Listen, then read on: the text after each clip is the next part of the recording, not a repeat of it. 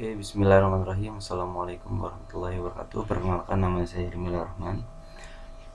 Saya mahasiswa Institut Tazkiyah angkatan 19. Dengan membuat video ini, saya akan mempunyai tugas mata kuliah Maqasid Syariah yang diampu oleh Dosen Zulkarnain Muhammad Ali. Saya akan membawakan topik tentang pinjaman online dalam Islam. Pinjaman online dalam perspektif Islam. Pertama-tama,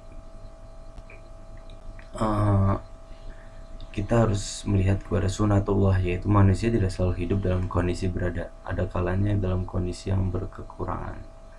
Nah, dalam pinjaman online ini, seperti kita tahu, ketika kita lagi di bawah atau dalam kondisi yang berkekurangan, nah ketika itu pula pikiran kita bermain. Ketika itu pula banyak yang banyak yang orang datang menawarkan ini, seperti contohnya pinjaman online, dan itu sangat masif melalui gadget kita. Oke. Tapi dalam hal ini berapa cases banyak yang menyalahi satu prinsip, yaitu ta'awanu 'alal birri, tolong menolong dalam kondisi kebaikan. Nah, dalam hal ini, dalam pinjaman online ini, kita baik memberikan pinjaman kepada sesama yang membutuhkan, tetapi harus ada variabel-variabel yang harus kita perhatikan, seperti halnya kesepakatan di awal, akad di awal, berapa sih akan kita menyawarnya kembali, ataukah dengan sedikit ada bunga ataukah tidak ada. Tentunya ketika dalam Islam kita tidak boleh, namanya juga membantu. Tapi ketika dalam skema ini, kita kan ada namanya margin ketika di bank, dan itu boleh asal kesepakatan di atas. Tapi yang terjadi mana itu ketika pinjaman online,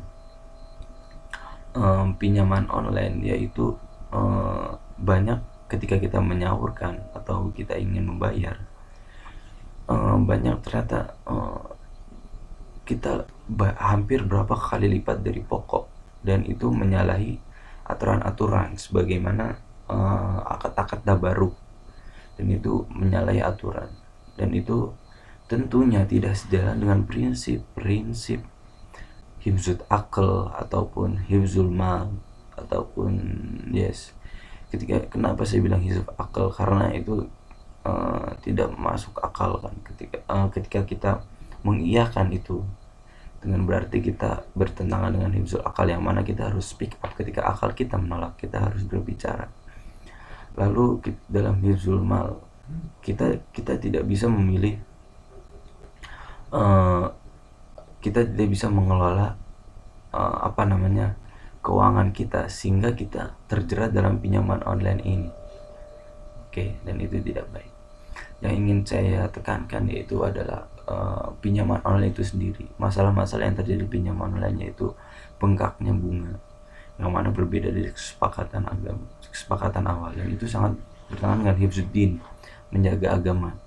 Dengan ketika kita mempunyai kesepakatan dan kita membayar sesuai kesepakatan, berarti kita menegakkan agama, yang mana agama Islam menyuruh kita harus sepakat ketika awal. Tapi dalam hal ini pinjaman online, banyak yang ingin membayar namun pada akhirnya bunganya terlalu besar sendiri tanpa ada kesepakatan. Dengan itu sangat bertentangan dengan hifzuddin, dan itu sangat menghilangkan prinsip Maqasid Syariah, yaitu hifzuddin.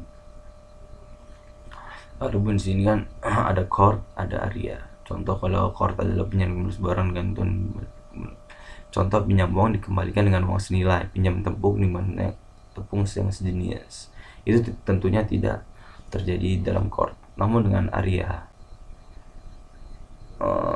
itu seperti dalilnya, yaitu ma'dal ladzi yuqridullahu qardan hasanah fa yudhi'u lahu ad'afan katsira. Barang siapa memberikan pinjaman kepada Allah, pinjaman yang baik, maka Allah akan menyebabkan pembayaran dengan lipat ganda yang banyak. Dan prinsip-prinsip itu dalam surat Al-Baqarah ayat 245 tidak ada dalam prinsip para pemberi pinjaman online, karena niat mereka bukan untuk membantu, tapi ini menggaining profit, dan itu sangat bisa menabrak prinsip-prinsip yang ada.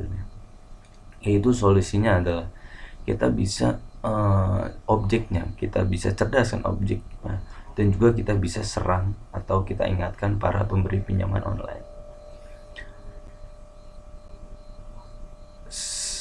Sekian dari saya. Wassalamualaikum warahmatullahi wabarakatuh.